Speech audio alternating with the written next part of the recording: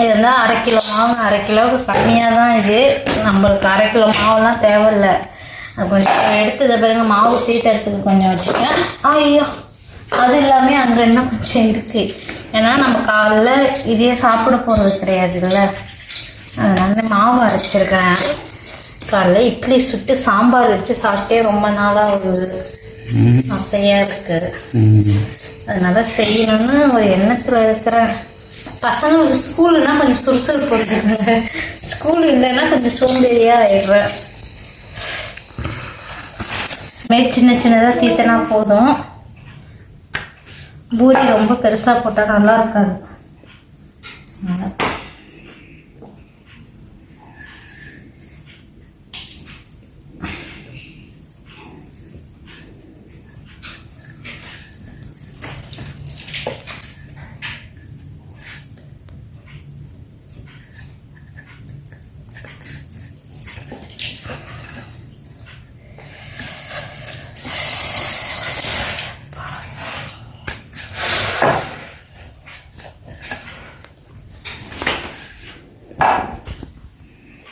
இன்னைக்கு பூரி கிழங்கு தான் வைக்க போகிறேன். நம்ம இப்போ வந்து பாருங்கள், அதுக்கு கொஞ்சம் நீள வாட்டத்தில் வெங்காயம் கட் பண்ணியிருக்கிறேன். ஒரு 4லேருந்து 5 பெரிய வெங்காயம், கொஞ்சம் வெங்காயம் கூட போட்டுக்கிட்டால் நல்லாயிருக்கும். ஒரு 3 பச்சை மிளகா நான் வந்து மெலிசாக கீறி வச்சுருக்கேன். ஒரு 4 பல்லு பூண்டு எடுத்து தட்டி வச்சுருக்கேன். ஒரே ஒரு சின்ன கேரட்டுங்க, சும்மா கலருக்கோசரம் நல்லாயிருக்கும் போட்டால். அது வந்து எடுத்து கொஞ்சம் கட் பண்ணி வச்சுருக்கேன். தக்காளி ஒரு நல்ல கொஞ்சம் பெரிய தக்காளியாக ஒரே ஒரு தக்காளி பாருங்கள். 4 உருளைக்கிழங்கு நல்லா வேக வச்சு தோல் உரித்து வச்சுருக்கிறேன். இப்போ இதான் நம்ம செய்ய போகிறது. தேவையான அளவுக்கு எண்ணெய் ஊற்றிக்கிட்டேன். எண்ணெய் நல்லா சூடான உடனே அதில் வந்து ஒரு டீஸ்பூன் கடுகு சேர்த்துக்கலாம்.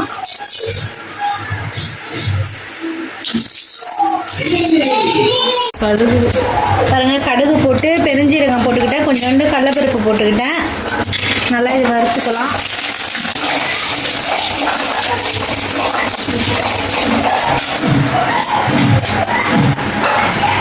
பாருங்கள், நல்லா வந்து கொஞ்சம் கலர் மாறின உடனே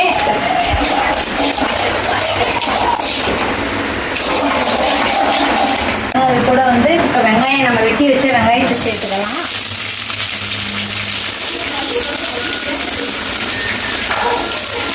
அது கூடயே பச்சை மிளகாயும் சேர்த்துப்போம். இது நல்லா வதங்கட்டும்.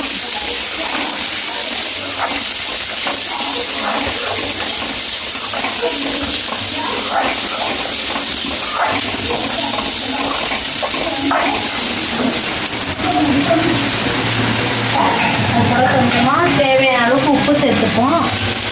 நம்ம பார்த்துட்டு உப்பு சேர்த்துக்கலாம். கிச்சனை மொதல் இடம் மாற்றி வைக்கணும் மாட்டுக்கு.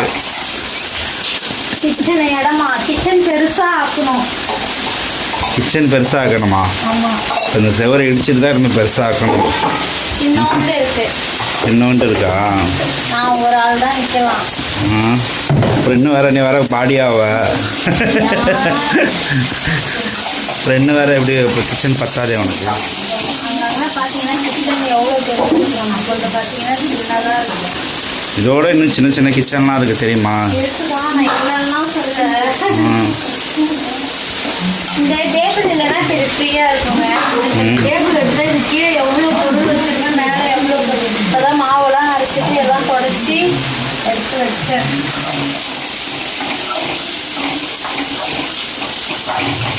திடீர்னு சப்பாத்தி போடணும்னு ஒரு ஐடியா வந்தது உனக்கு? சப்பாத்தி இல்லை, சப்பாத்தி தான் முடிவு பண்ணேன். அடுத்து பூரியாக மாறிடுச்சு. சப்பாத்தி இப்போ பூரி ஆயிடுச்சா? ஆனால் ஆக மொத்தம் குருமா ஒன்று தான். குருமா சப்பாத்தி விட பூரிக்கு குருமா நல்லா இருக்கும். அப்படியா? மணி தான் ஆயிடுச்சு. அது கூட நம்ம ஒரு 4 வாசனைக்கு ஒருத்தர பூண்டு தட்டி வச்சேன், அதையும் சேர்த்துப்போம்.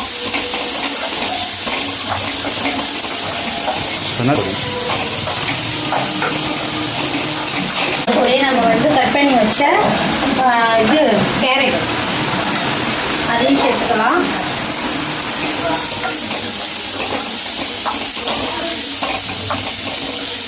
இந்த குருமா வந்து சிம்பிளாக தான் இருக்கும். நான் வந்து பசங்களுக்கு அடிக்கடி செஞ்சு தருவேன். நல்லாயிருக்கும். எங்கள் வீட்டில் ஒரு எங்களுக்கு ரொம்ப பிடிக்கும். இப்போ வந்து நம்ம வெட்டி வச்ச தக்காளியும் சேர்த்துக்கலாம். தக்காளி நல்லா வதங்கட்டும்.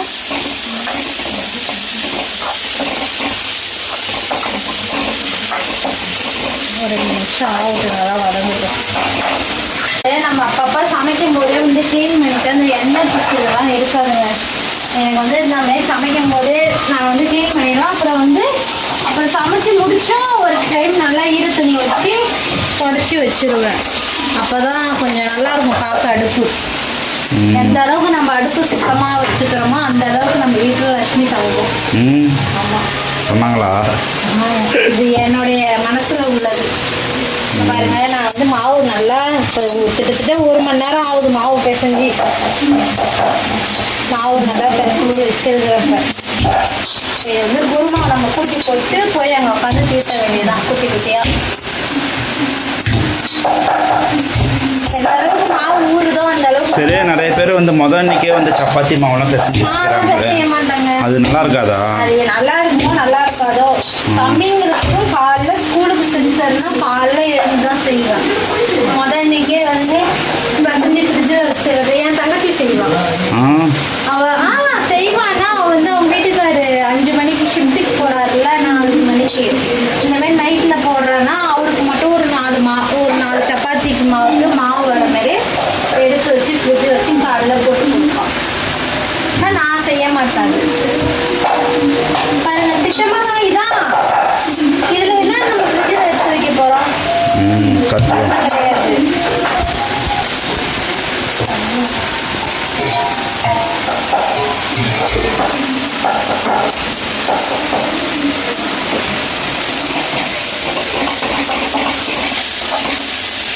நல்லா வதங்கிடுச்சு. இப்போ இதில் கொஞ்சமாக நம்ம மஞ்சள்தூள் சேர்த்துப்போம்.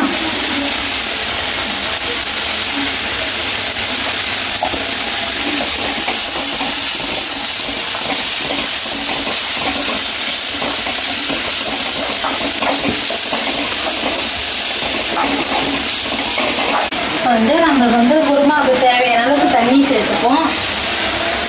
இது வந்து நம்ம கொஞ்சம் கெட்டியாக தான் வைக்க போகிறோம், அதனால் தண்ணி வந்து கொஞ்சமாகவே சேர்த்துக்கலாம்.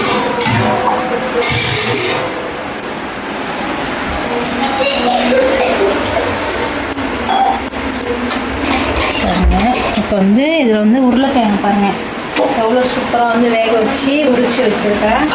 அதையும் வந்து இப்படி கையால் வந்து ஒன்றும் பாருங்கள் நசுக்கிப்போம்.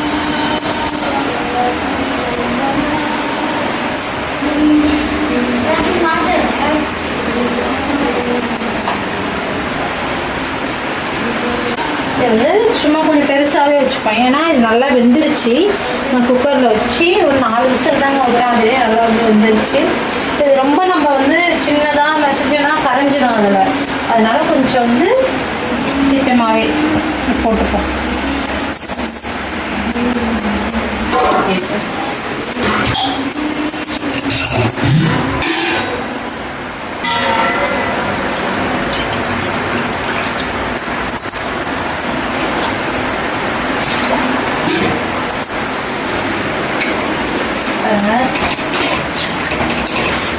வந்து நல்லா ஆயிடுச்சா. இப்போ நல்லா இது ஒரு கொதி வரட்டும், நம்ம உப்பு மட்டும் பார்த்துக்கலாம். ஒரு கொதி வரட்டும், உப்பு மட்டும் கொஞ்சம் கம்மியாக இருக்குது. நம்ம ஆல்ரெடி உப்பு போட்டிருக்கிறோம், கொஞ்சமாக போட்டுக்கலாம். ஒரு கொதி நல்லா வரட்டும்.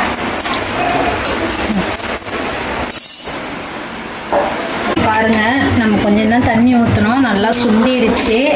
இப்போ வந்து இதில் வந்து கடல மாவு வந்து கரைச்சி ஊற்றணுங்க. கடல மாவு என்கிட்ட இல்லை, அதனால என்ன செய்ய போகிறோம்னா பொட்டுக்கடலை கொஞ்சமாக 4 பொட்டுக்கடலை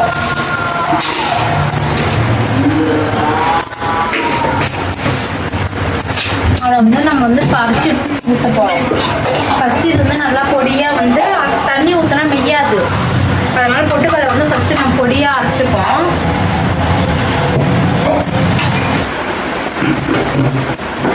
இதுதானா சத்தம் சவுண்டு தான். நல்லா வந்து நம்ம வந்து பொடியாக வந்து அதை அரைச்சிடுவோம்.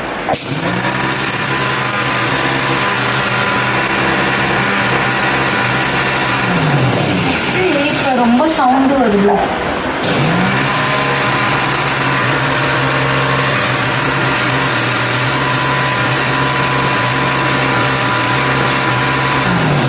அது எத்தனை வருஷத்துக்குலாம் உழைக்கும் அவனுக்கு சீதனமாக வந்த மிக்ஸி.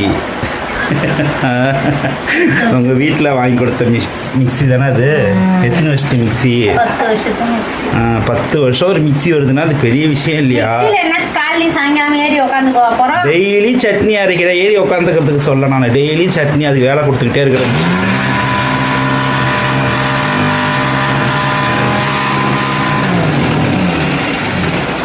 அதுவும் எவ்வளோ தான் உழைக்கும், மனுஷன் மாதிரி தான் அதுவும். அப்பப்பா இருக்குதான் நான் பார்த்துட்டு தானே இருக்கிறேன். மருந்து வைக்கலாம். ஒரே ஒரு டைம் பார்த்தேன் ஹாஸ்பிட்டல் எடுத்து போய் பாருங்க, நல்லா வந்து மெஞ்சிருச்சு பாருங்க. இப்போ இதில் கொஞ்சமாக தண்ணி ஊற்றி ஒரு ஓட்டு ஓட்டிக்கலாம்.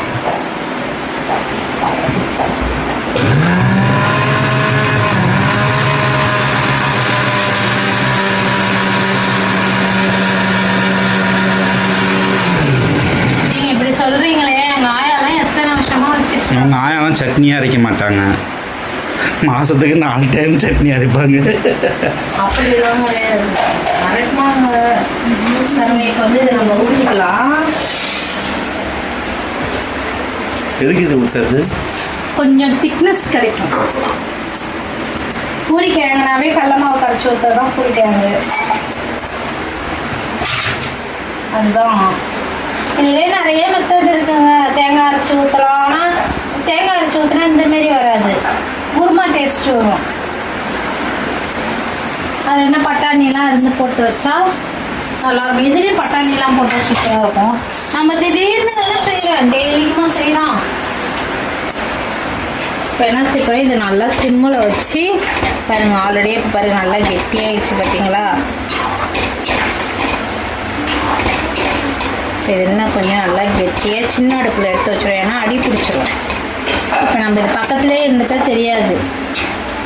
இது வந்து நம்ம வந்து இப்போ உருளைக்கிழங்குலாம் எவ்வளோ பெருசு கொடுக்குறோம், சூப்பராக இருக்கும்.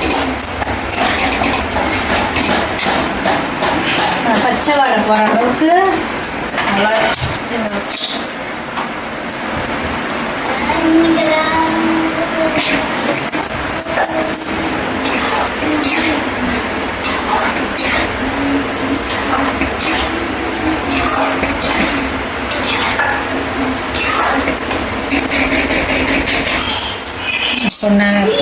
இது எவ்வளோ இதாகணும்? ஒரு 10 நிமிஷம் அந்த மாதிரி நல்லா கெட்டியாக ஆயிடுச்சு. இப்போ வந்து அது கொஞ்சம் நம்ம கடல மாவு பொட்டுக்கடல மாவு தானே அரைச்சி ஊற்றுக்கோம். அந்த கொஞ்சம் பச்சை வாடை இருக்கும், பொட்டுக்கடல அந்த பச்சை ஸ்மெல் இருக்கும். அது வந்து நல்லா கொஞ்சம் இதாகிறதுக்கு தபரம் நல்லா இந்தமாரி இதாகும், நல்லா கெட்டியாகும். நல்லா கெட்டியாக ஆகட்டும். கெட்டியாகனா இறக்கிற வேண்டாம், அவ்வளோதான். இறக்கிற வேண்டாம். கொஞ்சம் நேரம் கருவேப்பிலை கொத்தமல்லி தூவி இறக்கலான்ட்டு. கருவேப்பிலை கொத்தமல்லி இல்லை, கொத்தமல்லி இருக்குது, கருவேப்பிலை இல்லை. பாருங்க நல்லா சூப்பராக ரெடி ஆகிடுச்சு குருமா. நல்லா ஆவி பறக்கிறதுனால சரியாக தெரிய மாட்டேதுங்க. பாருங்கள் எவ்வளோ சூப்பராக ரெடி ஆகிடுச்சு. இப்போ வந்து இதுக்கு மேலே வந்து கொஞ்சோண்டு கருவேப்பிலை கொத்தமல்லி தூவி அடுப்பை ஆஃப் பண்ணிவிடுவோம். அந்த சூட்லேயே நல்லா வாசனையாக இருக்கும்.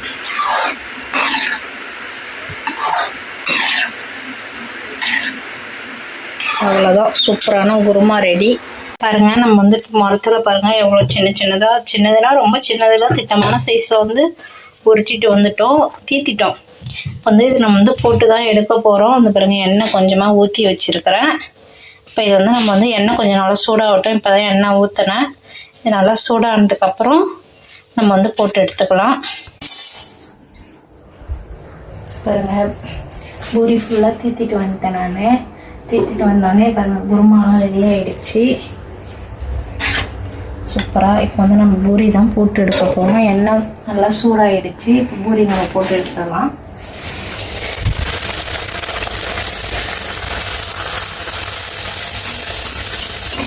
அவ்வளோ சூப்பராக வச்சு பாருங்கள்.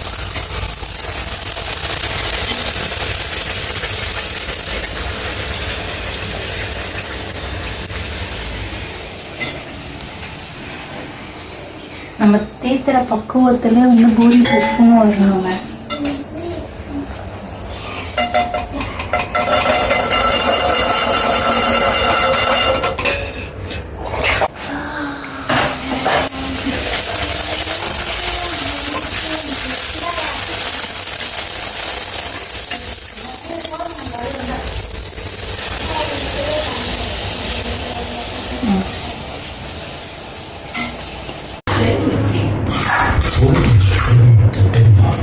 பாருங்கள் பூரியெலாம் நம்ம சுற்றி எடுத்துகிட்டு வந்தாச்சு. இவன் தலையை திருப்பி வச்சுட்டே இருக்கிறான். என்னன்னு கேட்குறீங்களா இல்லையா? என்னாச்சு உன் தலைக்கு? நானும் திருப்பி விட்டு பார்க்குறேன், திரும்ப மாட்டேன். என்னாச்சு அவனுக்கு?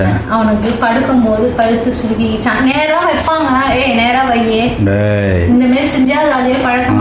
அந்த மாதிரி செய்யக்கூடாது. அப்புறம் கழுத்து கோணலாகவே இருக்கும். கிடையாது. அப்புறம் அப்படியே பழக்கம் வந்துடும். அதே பழக்கம் வந்துடும், அசிங்கமாகிடும். அவன் எப்படி உட்காந்துருக்குறான் பாருங்க. இந்த மாதிரி செய்யக்கூடாது. நேராக தலையை நேராக வை. சரிங்க, நம்ம வீட்டில் நைட்டு டின்னர் ரெடி ஆகிடுச்சு. பாருங்கள், பூரி சுட்டுட்டு வந்துட்டேன். சூப்பரான சிம்பிளான குருமா. சிம்பிளாக இருந்தாலும் டேஸ்ட்டாக இருக்கும். நான் வந்து பசங்களுக்கு கால் நேரத்தில் செய்கிறதுனால டக்குன்னு செய்கிறதுனால இது செஞ்சுருவேன். இது மோஸ்ட்லி நம்ம ஹோட்டலில் மட்டும் இல்லை, இந்தமாரி தான் செய்கிறாங்க. அதனால் இந்தமாரி செஞ்சு இந்தமாரி பூரி சுட்டு நீங்களும் சாப்பிட்டு பாருங்கள். சாப்பிட்டு பார்த்துட்டு எப்படி இருக்குன்னு சொல்லுங்கள். கண்டிப்பாக சூப்பராக இருக்கும். இப்போ எங்கள் வீட்டில் எல்லோரும் நாங்கள் சாப்பிட தான் போகிறோம். பாருங்கள், நான் தம்பிக்கு எடுத்து வைக்கிறேன். சுட சுட சாப்பிடணும்னு ஆசை தாங்க. அப்படியே சரி ஊற்றி மொத்தமாக எடுத்துகிட்டு வந்துடுவோம். எங்கள் வீட்டில் எப்போதுமே இப்படி தான் மொத்தமாக எடுத்துகிட்டு வந்துடுவோம். சரி சாப்பிடுவோம்.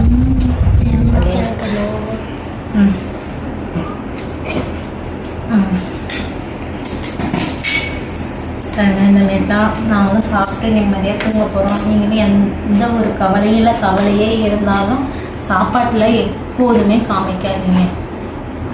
சாப்பாடு நம்ம ஒரு வேளை சாப்பிட்லனாலும் அது பின்விளைவு நிறையா இருக்கும். அதனால் சாப்பிட்டுட்டு நிம்மதியாக படுத்து தூங்குங்க. ஓகே, வீடியோ பிடிச்சிருந்தேன். வீடியோக்கு சப்போர்ட் பண்ணுங்கள். ஓகே, பாய். பாய் சொல்லு.